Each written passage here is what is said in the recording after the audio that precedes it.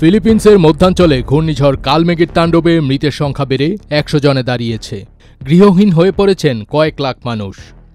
দেশটির কর্মকর্তারা এসব তথ্য জানিয়েছেন। ঘূর্ণিঝড়ে ফিলিপিন্সের সবচেয়ে জনবহুল দ্বীপ সেবুর একাধিক শহর পুরোপুরি প্লাবিত হয়েছে। বিভিন্ন ভিডিওতে দেখা যাচ্ছে মানুষজন বাড়ির ছাদে আশ্রয় নিয়েছেন, পানির তোরে ভেসে যাচ্ছে গাড়ি ও কন্টেইনার।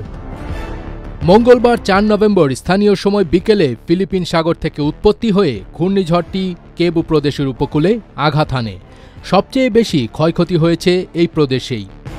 সরকারি হিসাব অনুযায়ী ঘূর্ণিঝড়ে মৃতের সংখ্যা আরও বৃদ্ধি পেতে পারে। নিহত ব্যক্তিদের মধ্যে একটি সামরিক হেলিকপ্টারের ৬ জন ক্রুও রয়েছেন।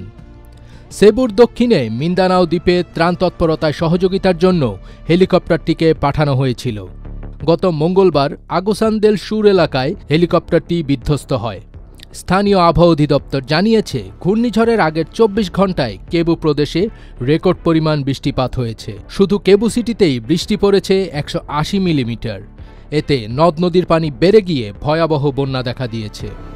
সরকারি তথ্য অনুযায়ী দুর্যোগে ক্ষতিগ্রস্ত হয়ে ইতোমধ্যে প্রায় ৪ লাখ মানুষ ঘরবাড়ি ছেড়ে আশ্রয়কেন্দ্রে আশ্রয় নিয়েছেন।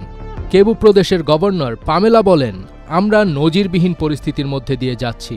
ধারণা ছিল ঝড়ের ক্ষয়ক্ষতি বেশি হবে, কিন্তু এখন দেখা যাচ্ছে বন্যাই সবচেয়ে বড় বিপর্যয়। ফিলিপিন্সে প্রতি বছর গড়ে ২০টি ঝড় ও ঘূর্ণিঝড় আঘাত হানে। ঘূর্ণিঝড় কালমেঘের ১ মাস আগে টানা ২টি ঝড়ে ডজনখানেক মানুষের প্রাণ গেছে। এতে বাড়িঘর ও ফসলের ব্যাপক ক্ষয়ক্ষতিও হয়েছে। এর আগে দেশটিতে অতিবৃষ্টি ও নিম্নমানের বন্যা নিয়ন্ত্রণ ব্যবস্থার কারণে ব্যাপক জলাবদ্ধতা দেখা দেয়। আবহাওয়া অধিদপ্তর জানিয়েছে, ঘূর্ণিঝড় কালমেঘি এখন ভিয়েতনামের দিকে অগ্রসর হচ্ছে। সেখানে ইতিমধ্যেই রেকর্ড পরিমাণ বৃষ্টিপাত শুরু হয়েছে। ফার্স্টবিট তাজ, এটিএন বাংলা।